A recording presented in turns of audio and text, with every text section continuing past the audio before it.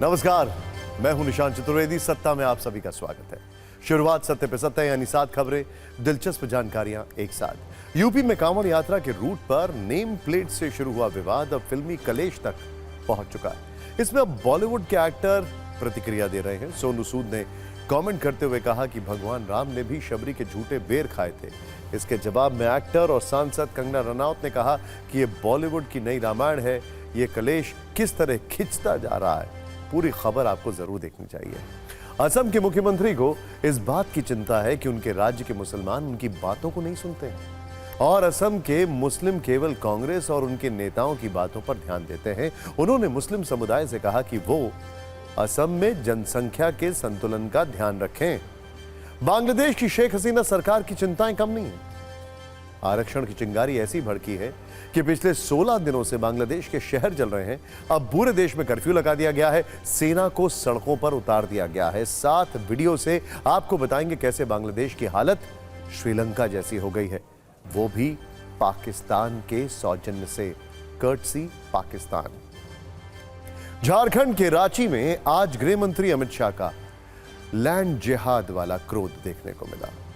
उन्होंने हेमंत सोरेन सरकार को सबसे भ्रष्ट बताया। यह भी कहा कि राज्य के आदिवासी इलाकों में लैंड जिहाद हो रहा है, जो चिंताजनक है। वहीं दिल्ली में वेट लॉस वाली राजनीति हो रही है। एलजी के प्रधान सचिव ने मुख्य सचिव को चिट्ठी लिखी है, जिसमें आरोप लगाया है कि दिल्ली के मुख्यमंत्री अरविंद केजरीवाल जेल में जानबूझकर कम कैलोरी ले रहे हैं। वहीं आम आदमी पार्टी ने कहा है कि केजरीवाल को मारने की साजिश हो रही है। जम्मू कश्मीर में आतंकवाद के खिलाफ बड़ा ऑपरेशन चल रहा है। जम्मू की सुरक्षा को लेकर आज आर्मी चीफ उपेंद्र द्विवेदी ने हाई लेवल मंथन किया। बैठक में एलजी और डीजीपी समेत बड़े अधिकारी मौजूद रहे। वहीं जम्मू में सेना के 4000 अतिरिक्त जवान तैनात किए गए और 500 पैरामिलिट्री कमांडोज के साथ जंगल में छिपे आतंकियों की तलाश हो रही है। नीति आयोग के पूर्व सीईओ अमिताभ कांत ने यूपीएससी के सिस्टम में गड़बड़ी की आशंका जताई है। उन्होंने कहा है कि यूपीएससी में मौजूदा विकलांग कोटे का रिव्यू होना चाहिए और इससे जुड़े सभी विवादों की निष्पक्ष जांच होनी चाहिए। सत्ता की शुरुआत आज यूपी सरकार के नेम प्लेट वाले आदेश के सेलिब्रिटी एक्सटेंशन से करते हैं। इस पर कल तक तो नेताओं के बयान छन छन करा रहे थे। वो वोटों की फसल काटने के लिए बयानों के बीज बो रहे थे, लेकिन अब बॉलीवुड सेलिब्रिटी और सेलिब्रिटी पॉलिटिशियन के बीच भी डायलॉग बाजी शुरू हो गई है। यूपी सरकार के आदेश वाले विवाद में अब लखनऊ से करीब 1400 किलोमीटर दूर मुंबई से अभिनेता सोनू सूद ने एंट्री ले ली और उनको जवाब देने की जिम्मेदारी संभाल ली है। अभिनेत्री से सांसद बनी कंगना रनौत ने। मुंबई वाले अभिनेता और मंडी लोकसभा क्षेत्र से जीती नेता आमने सामने। ध्यान से देखिएगा ये सीक्वेंस। दरअसल 3 दिनों से चल रहे विवाद पर सोनू सूद ने कहा कि हर दुकान पर केवल एक नेम प्लेट होनी चाहिए और वो है मानवता। इस पर प्रतिक्रिया देते हुए सांसद कंगना रनौत ने जवाब दिया कि अब हलाल को भी मानवता से रिप्लेस किया जाना चाहिए। दोनों के इस संवाद के बीच एक यूजर ने सोनू सूद को टैग करते हुए लिखा कि थूक लगी रोटी सोनू सूद को पार्सल की जाए ताकि भाईचारा बना रहे। इस पर सोनू सूद ने रिप्लाई किया और उन्होंने लिखा, हमारे श्री राम जी ने शबरी के झूठे बेर खाए थे, तो मैं क्यों नहीं खा सकता। हिंसा को अहिंसा से पराजित किया जा सकता है मेरे भाई, बस मानवता बरकरार रहनी चाहिए। कंगना रनौत ने इस पर प्रतिक्रिया दी और लिखा कि अब सोनू जी भगवान और धर्म के बारे में अपने निजी निष्कर्षों पर आधारित रामायण का निर्देशन करेंगे। वाह क्या बात है, बॉलीवुड से एक और रामायण। इस बीच और इस तू मैं के बीच सोनू सूद को शायद ये बात भी समझ आ गई कि थूक वाले खाने को सही ठहराने से विवाद और बढ़ सकता है। ऐसे में उन्होंने फिर से एक पोस्ट लिखा और कहा, मैंने खाने में थूकने वालों को कभी सही नहीं बताया। वो उनका चरित्र है जो कभी नहीं बदलेगा। इसके लिए उन्हें कड़ी सजा भी दे, लेकिन इंसानियत को इंसानियत ही रहने दे दोस्त। यूपी सरकार के काम का मैं सबसे बड़ा प्रशंसक हूं। यूपी बिहार का हर घर मेरा परिवार है। कुल मिलाकर सरकार के फैसले से शुरू हुए विवाद में जो स्पेस अब तक सिर्फ नेताओं के पास थी, उसमें से कुछ हिस्सा अभिनेता भी लेने की कोशिश कर रहे हैं। हालांकि विवाद में अब भी नेताओं की हिस्सेदारी ज्यादा ही है और उसमें उन्हें वोट हासिल करने का स्कोप भी दिखाई दे रहा है। इसीलिए नेताओं के बयानों का सिलसिला आज भी बदस्तूर जारी रहा।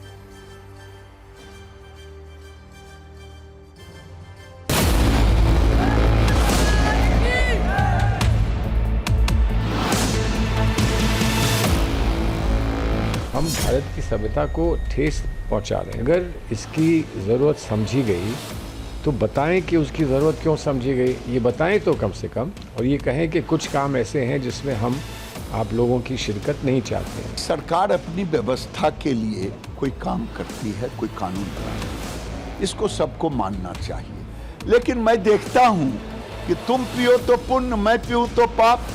मनमोहन सिंह कह दें कि भारत के संसाधन पर पहला अधिकार मुसलमानों का है, अल्पसंख्यकों का है, तो सेकुलर। हम बोल दें तो कॉमनल।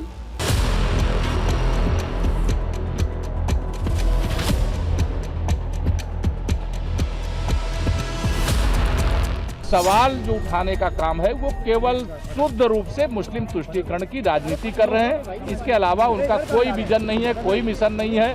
वो ये कांवड़ यात्रा की पवित्रता को प्रभावित करने के लिए इस प्रकार के बयान दे रहे हैं। भारतीय जनता पार्टी को 2024 के लोकसभा चुनाव में उनकी राजनीतिक जमीन खिसक गई है, इसलिए वो लोगों को फिर इस तरीके के सांप्रदायिक माहौल में धकेलना चाहते हैं।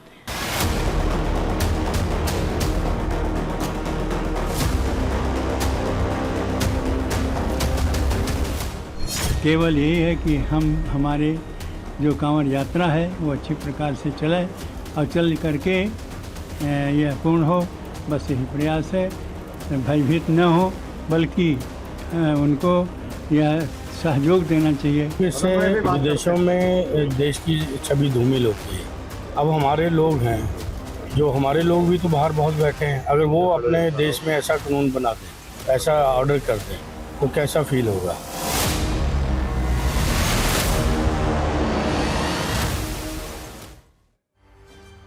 हंगामा सिर्फ नेताओं ने ही नहीं खड़ा किया है, बल्कि धर्मगुरु भी अपने बयानों से इस विवाद की आग में घी डालने का काम कर रहे हैं। जमीयत उलेमा हिंद ने कांवड़ यात्रा के रास्ते में दुकानदारों के नेम प्लेट लगाने वाले आदेश की आलोचना की है। जमीयत उलेमा हिंद अध्यक्ष अरशद मदनी ने कहा है कि धर्म की आड़ में राजनीति के नए खेल खेले जा रहे हैं। ये एक भेदभावपूर्ण और सांप्रदायिक फैसला है जिससे देश को नुकसान होगा। जबकि हिंदू धर्मगुरु कह रहे हैं कि नेम प्लेट लगाने में समस्या क्या है, वो भी तब जब ये सिर्फ सावन के महीने के लिए है। नेताओं और धर्मगुरु के जुबानी एक्शन के बीच दो जगहों से विवाद की खबर आई है। एक खबर मुजफ्फरनगर से और दूसरी है बिजनौर से। पहले मुजफ्फरनगर की खबर समझ लेते हैं, जहां एक ढाबे में कांवड़ियों को लहसुन प्याज वाला खाना परोस दिया गया तो वो नाराज हो गए और उन्होंने ढाबे वालों से मारपीट कर ली। दावा है कि कांवड़ियों ने ढाबे वाले से कहा कि लहसुन प्याज वाला खाना मत देना, लेकिन ढाबे वाले इसमें मत शब्द नहीं सुन पाया।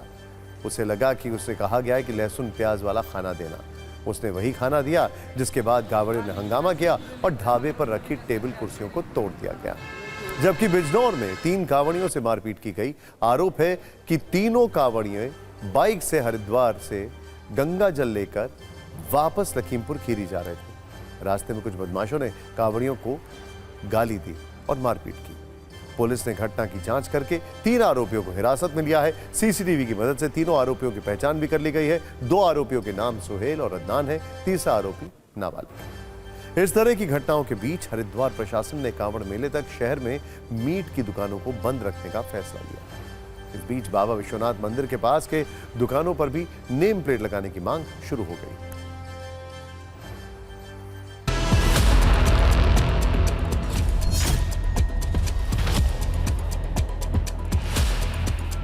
नगीना पर सूचना दी गई कि जब वह नगीना क्षेत्र से अपने साथियों के साथ निकल रहे थे, कुछ अज्ञात मोटरसाइकिल युवकों द्वारा उनके साथ मारपीट गाली गलौज की गई। इस सूचना पर तत्काल थाना नगीना पर सुसंगत धाराओं में अभियोग पंजीकृत कर घटना के अनावरण के लिए टीमें गठित की गई।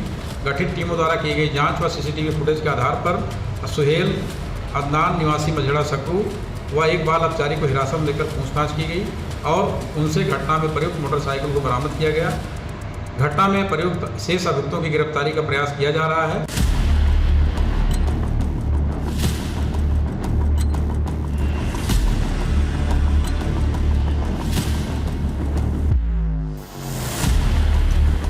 खाने में कंफ्यूजन की वजह से उन्होंने बिना प्याज और लहसुन का खाना ऑर्डर किया था, लेकिन उसमें उनका कंफ्यूजन की वजह से ये प्याज और लहसुन वाला खाना उनको परोसा गया था, जिसके संबंध में उन्होंने आपत्ति जाहिर की थी और वहाँ पे कुछ उनके द्वारा कुर्सियों में तोड़फोड़ की गई थी।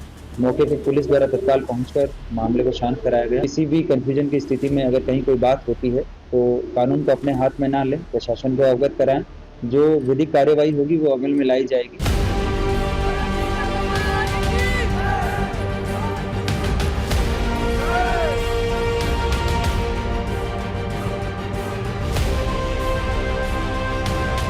यहाँ पर हमारा एंट्री पॉइंट है वो भूराहेड़ी चेक पोस्ट। वहाँ पर उत्तराखंड पुलिस के साथ हम लोग एक जॉइंट कंट्रोल रूम सेटअप करेंगे, जिससे वहाँ की भी फीड हमारे पास आती रहेगी और यहाँ की भी फीड उनके पास जाती रहेगी, जिससे किसी प्रकार का भी अंतर्राज्यीय समन्वय में कोई प्रॉब्लम ना हो।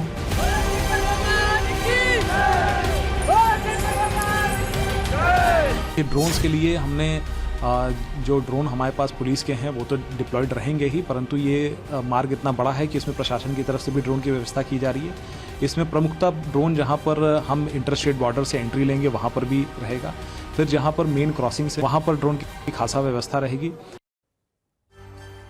वैसे जिस तरह से नेम प्लेट विवाद में हर दिन नए नए किरदारों की एंट्री हो रही है, उससे ये संकेत तो साफ मिल रहे हैं कि इस विवाद की इस आग में पानी डालने का काम कम नहीं हो रहा है। बिल्कुल, मतलब ऐसा लगता है कि हो ही नहीं रहा। नेताओं से लेकर धर्मगुरु और मौलाना तक इस आग में अपने अपने हाथ सेक रहे हैं, लेकिन कई बार आग में हाथ जल भी जाते हैं। ये इन लोगों को ध्यान रखना होगा। हिंदू मुस्लिम वाली राजनीति सिर्फ उत्तर प्रदेश में नहीं है, बल्कि देश के दो पूर्वी राज्य पश्चिम बंगाल और असम में भी ट्रेंड कर रही है।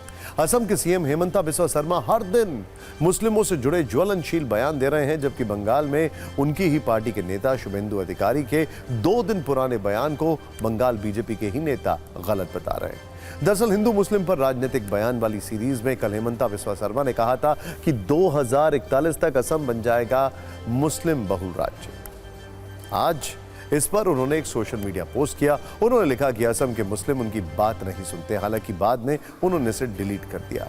इधर शुभेंदु अधिकारी का वो बयान आज फिर से बीजेपी के अंदर ट्रेंड करने लगा है, जिसमें उन्होंने कहा था कि सबका साथ सबका विकास नहीं, बल्कि जो हमारे साथ हम उसके साथ वाला नारा चलेगा। इस पर आज बंगाल बीजेपी के नेता जमाल सिद्दीकी ने शुभेंदु अधिकारी की आलोचना की। कहा कि वो पार्टी में नए नए आए हैं, उन्हें अभी पार्टी के बारे में जानकारी नहीं।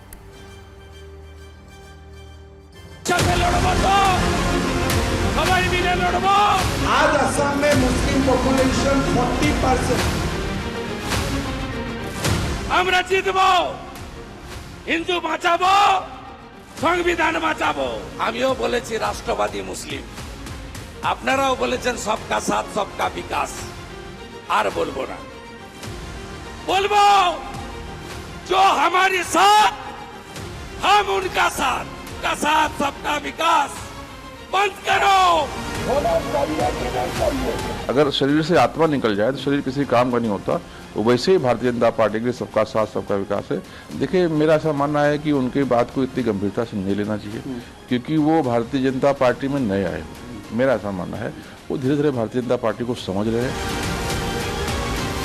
मेरा असम में मुस्लिम पॉपुलेशन 40% हो चुका है। 1951 में 12%। आज असम में मुस्लिम पॉपुलेशन 40%। हम जिला की जिला खो चुका है। तो मेरे लिए ये मुद्दा पॉलिटिकल नहीं है, मेरे लिए ये जीना और मरने का मुद्दा है, इसलिए मैंने उसका साथ ही हर दिन संघर्ष करता हूँ। पॉपुलेशन कंट्रोल पर भारत सरकार और राज्य सरकारें निरंतर प्रयत्नशील हैं। वर्तमान में जो दर है वो घट करके 1.4 हो गई है, जो कुछ समय पहले 3 पॉइंट के आसपास हुआ था। भारत के सिर्फ असम नहीं, पश्चिम बंगाल, झारखंड में अभी चल रहा है लैंड जिहाद। ऐसे बहुत सारे हथकंडे के द्वारा सर डेमोग्राफी को चेंज किया जा रहा है और उसके ऊपर पूरे देश को सोचना चाहिए।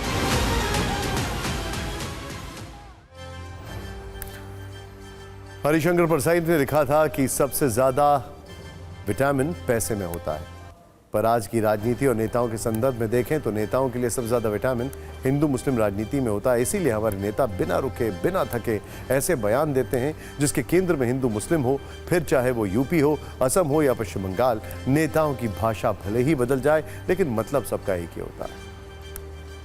भारत में नाम पर सियासी संग्राम छिड़ा है, वहीं भारत के पड़ोसी मुल्क बांग्लादेश में आरक्षण की आग है जो हर दिन विकराल और विस्फोटक रूप धारण करती जा रही है। गवाह है बांग्लादेश के शहरों से आई ये तस्वीर जिसमें युवाओं का आक्रोश है, आग है, सरकार के खिलाफ विद्रोह है।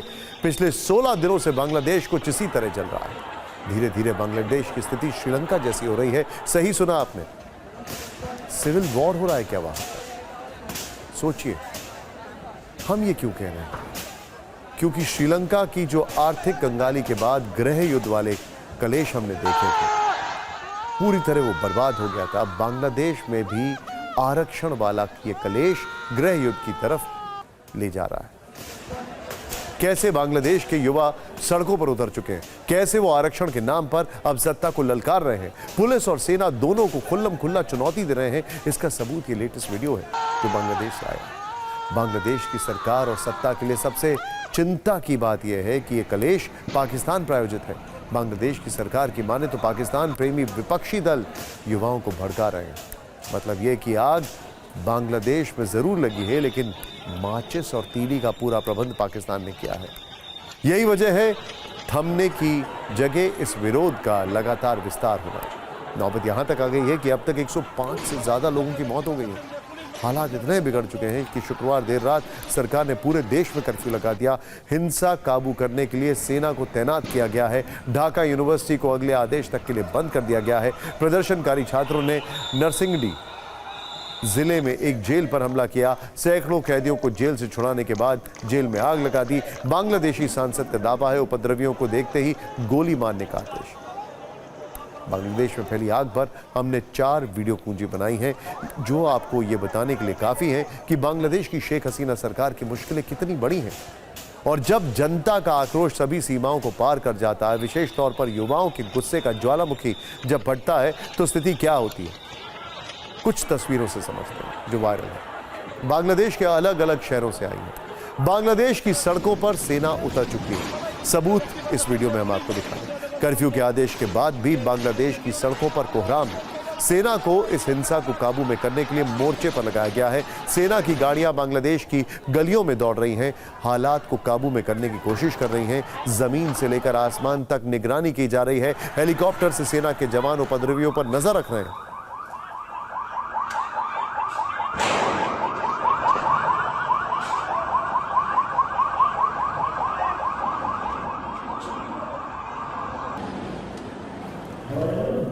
दूसरे वीडियो में शेख हसीना की पुलिस के जवान हैं। ऐसा लगता है अब पुलिस के पास के विकल्प जो हैं वो खत्म हो चुके हैं। देखिए कैसे पुलिस वैन से प्रदर्शनकारियों को कुचला जा रहा है। ऐसा लग रहा है कि पुलिस का खूनी ऑपरेशन चल रहा है जो सामने आए सड़क पर कुचल दो।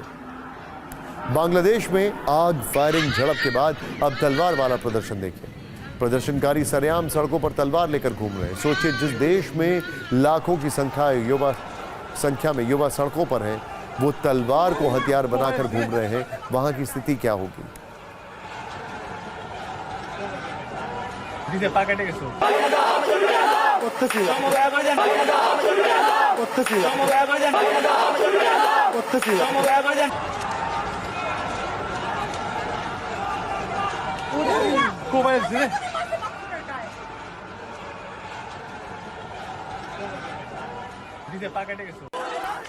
लेकिन इसमें जो तस्वीर आपके सामने हमने आपको दिखाई थी उसमें वो पुलिस वाला था जिसके हाथ में तलवार थी, जो हेलमेट पहना हुआ था और जो अटैक कर रहा था लोगों पर। प्रदर्शनकारी कई इलाकों में पुलिस पर भी भारी पड़ते दिख रहे हैं। इसका सबूत ये वीडियो है। कई प्रदर्शनकारी मिलकर पुलिस वालों की पिटाई कर रहे हैं।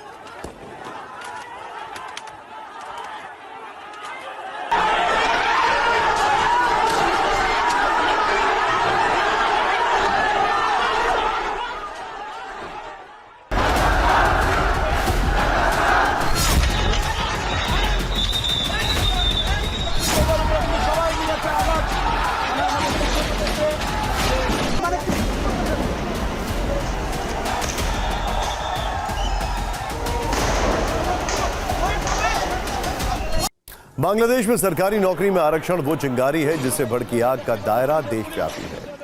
इसे आप ऐसे भी समझ सकते हैं कि बांग्लादेश के युवाओं में सरकारी नौकरी को लेकर बहुत ज्यादा क्रेज होता है। मतलब वहां ज्यादातर युवाओं का सपना सरकारी नौकरी करना, सरकारी अफसर बनना होता है। एक रिपोर्ट के मुताबिक बांग्लादेश में प्रत्येक वर्ष सरकारी नौकरी की 600 सीटों के लिए 6 लाख लोग आवेदन करते हैं। इसको और भी आसान भाषा में समझें तो एक सीट के लिए 1000 लोग आवेदन करते हैं। सोचिए, जबकि आरक्षण के कारण कुल 600 में से 336 सीटें रिजर्व है। ऐसे में सामान्य वर्ग के छात्रों के लिए सिर्फ 264 सीटें बचती हैं। अब छात्रों को डर है कि आधी से अधिक सीटें तो आरक्षण वालों को मिल जाती हैं। ऐसे में अब वो अपने अधिकार की मांग कर रहे हैं। हालात ये हो चुके हैं कि जिन छात्रों के हाथ में कलम किताब होनी चाहिए, वो पिस्टल, बंदूक, पत्थर, डंडे, तलवार के साथ सड़क पर उतर आए। जिन्हें प्रतियोगी परीक्षाओं की तैयारी करनी चाहिए, वो सरकार के खिलाफ नारेबाजी कर रहे हैं। इन छात्रों की मांग है कि बांग्लादेश में स्वतंत्रता सेनानी यानी मुक्ति योद्धा के बच्चों को 30% आरक्षण दिया जाता है, जिसे घटाकर 10% किया जाए। योग्य उम्मीदवार नहीं मिले तो मेरिट लिस्ट से भर्ती हो। सभी उम्मीदवारों के लिए एक समान परीक्षा हो।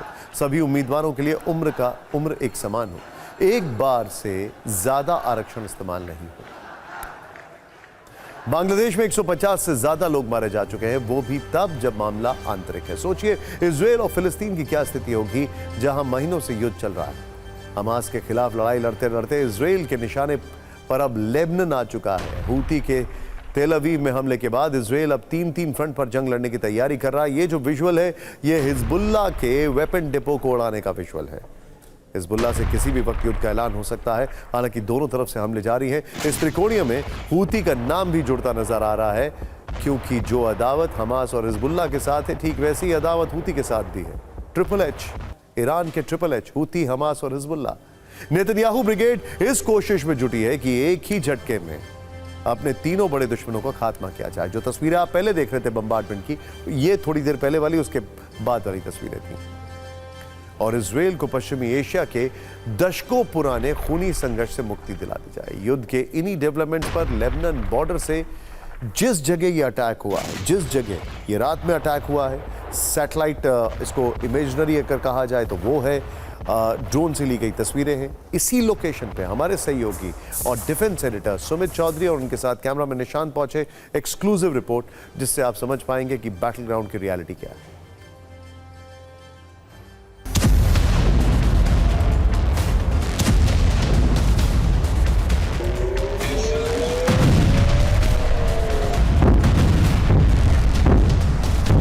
मैं इसे ताइफ हरफा के इलाके में हूँ। ताइफ हरफा वो इलाका है जो आर्म्स एंड एम्यूनिशंस का आप कह सकते हैं कि एक बेस था हिजबुल्लाह का, जिसको कल रात को टारगेट किया गया।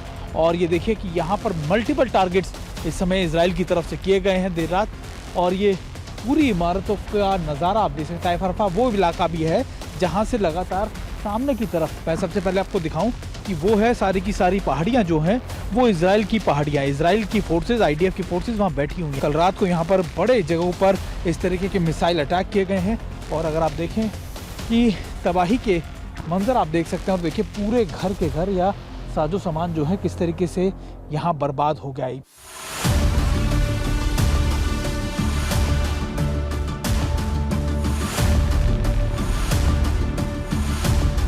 कि ये कमांड एंड कंट्रोल सेंटर होगा हिजबुल्लाह का।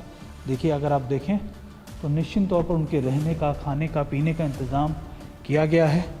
और आप देखिए पानी की बोतल उनके खाने के लिए लंबे समय के लिए वो कैसे डिप्लॉय रह सकते हैं। तारे हैं, साजो सामान है जो यहाँ पर रखा गया होगा।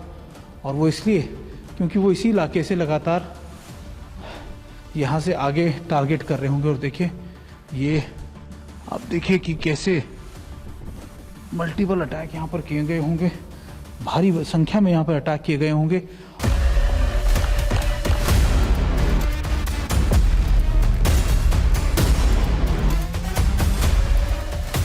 स्ट्रैटेजीज में मैं आपको बता रहा था कि बहुत बदलाव किया है। सबसे इम्पोर्टेंट बदलाव ये किया है कि जो जितने खाली घर थे इनके अंदर बंकर बनाए, इनके अंदर आर्म्स एम्यूनिशंस अपने छोटे छोटे सेंटर्स बनाए, जहां से वो लगातार इजराइल को टारगेट कर रहा है।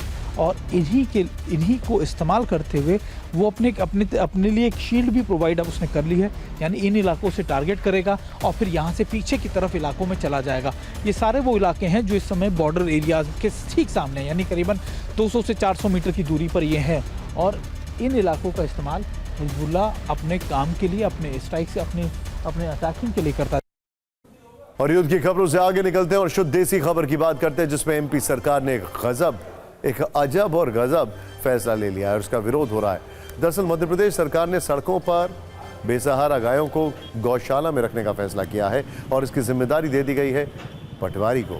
सरकार ने राज्य के पटवारियों को गायों को गौशाला पहुंचाने का काम दिया है। इस बात से पटवारी नाराज हो गए हैं। वो कह रहे हैं कि उनका काम भूमि संबंधी विवाद का निपटारा करना है, उन्हें पशुपालन विभाग वाला काम क्यों दिया गया। इस पर राजनीति भी हो रही है। विपक्ष कह रहा है कि सरकार पटवारियों को हीन भावना से देख रही है, जबकि सरकार का कहना है कि गौ सेवा तो राष्ट्र सेवा है।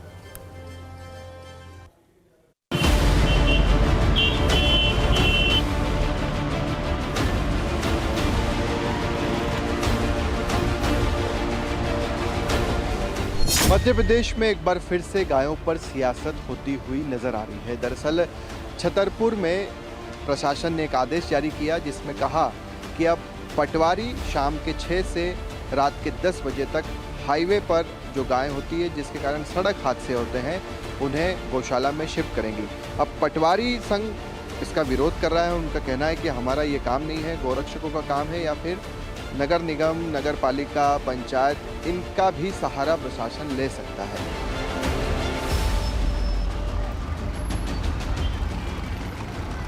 गौ सेवक ही मतलब आवारा पशुओं को देखेंगे, बाकी हम लोगों को तो अब भू अभिलेख वाले हम लोगों को तो बहुत सारा काम है। राजस्व विभाग और भू अभिलेख विभाग के हम लोग पशु विभाग के थ्रू हैं।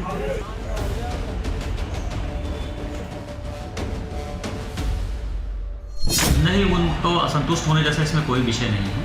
मतलब ऐसा कोई विषय नहीं है कि उनको कोई कहीं बिठाल दिया गया है, वो अपना मूल काम नहीं कर रहे हैं। परंतु हमको इस काम को भी देखना है, क्योंकि ये भी महत्वपूर्ण है। किसी व्यक्ति की ज़िंदगी उस एक्सीडेंट से जाती है तो बहुत बड़ी क्षति किसी परिवार के लिए होती है। भारतीय जनता पार्टी जो गोरक्षा की बात कर रही है, सारी बातें फर्जी हैं और बताता है कि इनके गोरक्षा के नाम पर पूरे प्रदेश में सिर्फ भ्रष्टाचार हो रहा है और कुछ नहीं हो रहा है। इसके लिए पटवारी के अलावा भी और भी अधिकारी होते हैं, नगर निगम होता है, नगर पंचायतें होती हैं और भी कई गोरक्षक होते हैं। उनको इस बात का निश्चित तौर पर संज्ञान लेना चाहिए।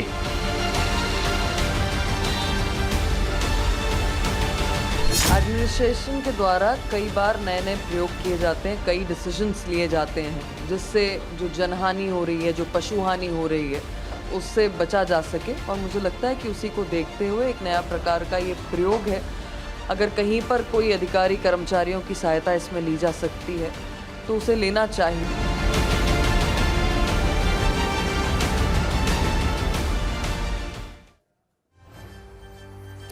अब मोदी 3.0 के पहले बजट की करते हैं। मंगलवार को बजट पेश होना है। इस बजट में सरकार के सामने कई चुनौतियां हैं, जिसमें एक बड़ी बेरोजगारी है। लोकसभा चुनाव में बीजेपी 272 के आंकड़े से दूर रही। एक्सपर्ट्स इस असफलता की बड़ी वजह बेरोजगारी की समस्या को मानते हैं। अब सरकार के पास इस शिकायत को दूर करने का एक मौका है, लेकिन क्या वित्त मंत्री का इस बार का बजट बेरोजगारी का इलाज कर पाएगा?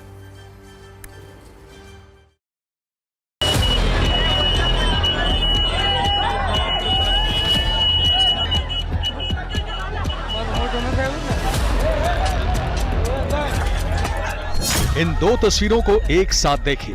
पहली तस्वीर मुंबई की है, दूसरी तस्वीर गुजरात के भरूच की है। मामूली वेतन वाली नौकरी के लिए हजारों लोग लाइन में लगे। हर किसी की कोशिश है कि किसी तरह से उन्हें नौकरी मिल जाए।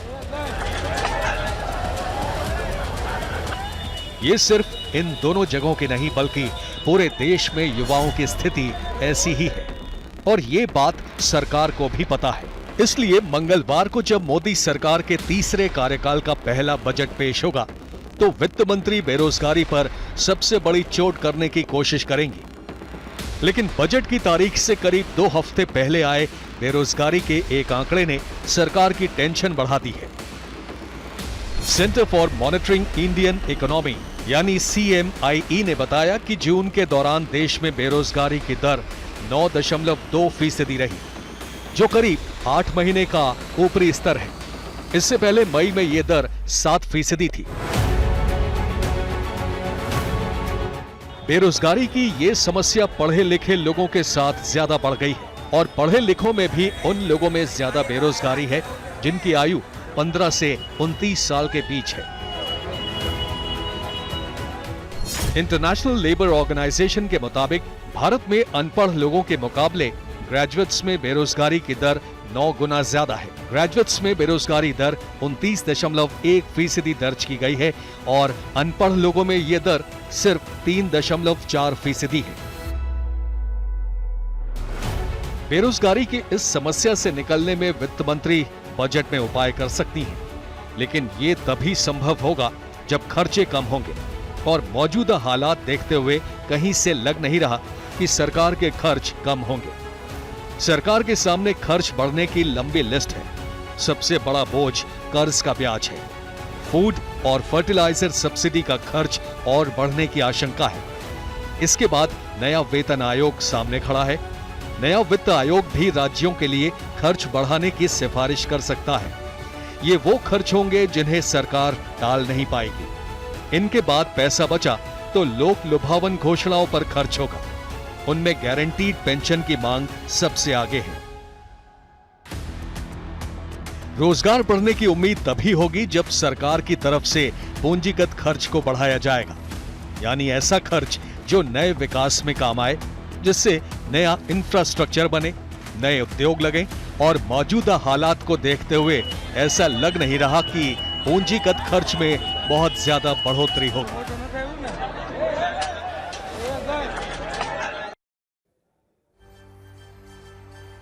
नीट पेपर लीक मामले में 3 और गिरफ्तार। इस वक्त की बड़ी खबर, सीबीआई ने 2 मेडिकल छात्रों को किया गिरफ्तार। जितेंद्र हमारे साथ है। जितेंद्र, पूरी जानकारी दीजिए। जी बिल्कुल, देखिए नीट पेपर लीक मामले में 3 और गिरफ्तारियां सीबीआई के द्वारा की गई हैं। ये तीनों गिरफ्तारियां काफी अहम मानी जा रही हैं, क्योंकि इनमें से जो 2 हैं वो मेडिकल स्टूडेंट बताए जा रहे हैं। एक कुमार मंगलम विश्नोई, दूसरा दीपेंद्र कुमार। ये भरतपुर मेडिकल कॉलेज में छात्र थे। ये दोनों सॉल्वर गैंग का हिस्सा थे। इनका एक तीसरा साथी है शशि कुमार पासवान उर्फ पासू। बताया जाता है कि ये जो पहले एक पकड़ा गया आरोपी था पंकज उर्फ आदित्य, जिसने हजारीबाग से ट्रंक से पेपर चुराया था, उसका ये साथी बताया जाता है जो शशि कुमार है। और ये तीनों 5 तारीख की सुबह बाकायदा हजारीबाग के अंदर मौजूद थे, जहां पर कुमार मंगलम विश्नोई और दीपेंद्र कुमार, ये दोनों जो मेडिकल के स्टूडेंट हैं, पेपर को सॉल्व कर रहे थे। तो पेपर जो सॉल्वर गैंग है उसका ये हिस्सा बताए जा रहे हैं। इसके अलावा कल ही रांची रिम्स से एक मेडिकल की छात्रा सुरभि कुमारी की गिरफ्तारी की गई। उसके साथ एक सुरेंद्र नाम के शख्स को भी गिरफ्तार किया गया। तो कुल मिलाकर नीट पेपर लीक मामले में अब तक 7 मेडिकल स्टूडेंट की गिरफ्तारी की जा चुकी है और ये सभी सॉल्वर का हिस्सा बताए जा रहे हैं। तो बहुत बहुत शुक्रिया जितेंद्र, जानकारी के लिए आपका। तो ये इस वक्त की बड़ी खबर थी। एक बार फिर से हूटर बज चुका है और इस पूरे केस में हूटर बहुत सारे बज रहे हैं। खैर, अभी दीजिए इजाजत, आपसे फिर मुलाकात होगी सोमवार को। हमारी वीक की सारी रील्स देखिए और शेयर करिए, बहुत ज्ञानवर्धन होगा। नमस्कार।